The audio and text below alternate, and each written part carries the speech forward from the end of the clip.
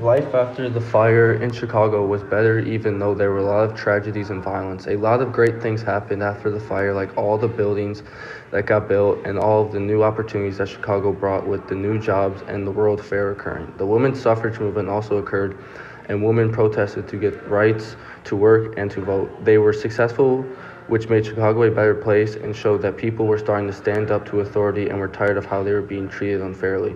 This all happened during the Gilded Age, which was from 1870 to 1900, and the rich just wanted to get richer and keep the poor poor and make them even more poor. Early architects that helped Chicago rebuild were people like William Lee Barron, who built the Jenny Holmes Insurance Building. Also, Henry Hobbs Richardson, who built many homes and libraries around the city. Also, the very accomplished architects Daniel H. Burnham and John Root, who built many buildings around the city and were in charge of designing the World's Fair.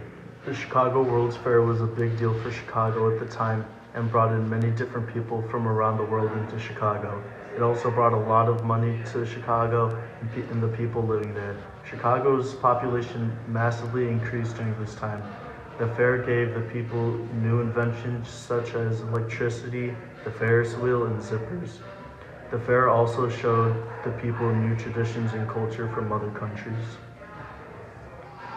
Chicago was a great fit for the World's Fair at the time because it was a growing metropolis in the middle of the country that had countless opportunities. This caused Chicago to grow and become one of the largest growing cities in the world. In the World's Fair, there was also a women's building that was designed and ran by women. This showed growth in Chicago and women's advancement and women starting to get treated more fairly. Shortly after the World's Fair, we see many immigrant workers striking and protesting and even rioting because of the unfair treatment they received from the labor leaders and their bosses. For example, George Pullman created the company town that had a very diverse and large immigrant population that was considered a utopia. At first, Pullman's profits dropped and he cut all immigrants' pay by 25% and didn't lower their rent or taxes. This caused immigrants to get very angry and protest and riot. The workers did end up getting a compromise for what they wanted, but not what they actually wanted.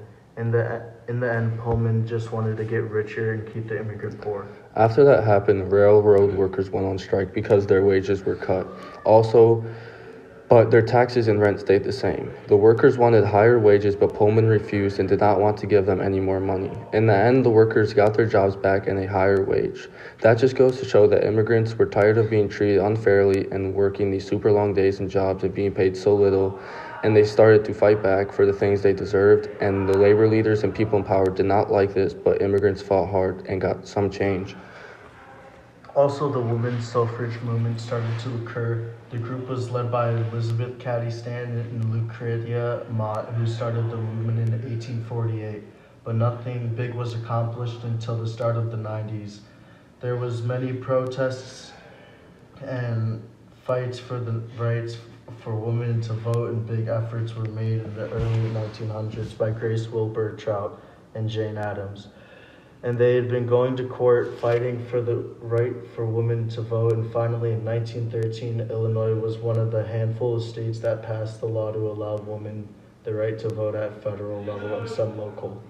Overall, life in Chicago after the fire was a lot better because so many things evolved and great things came to Chicago, like the World's Fair and new buildings and all the movements for equality, for fair treatment, like women's suffrage and all the immigrant protests and riots, like the Company Town, Eugene versus Debs, and the Haymarket riots. This demonstrates that the Gilded Age was just the rich trying to get richer and make the poor poorer by making things seem great at first, but end up turning out bad for the poor, and then the poor immigrants started to fight back, which made things a lot better.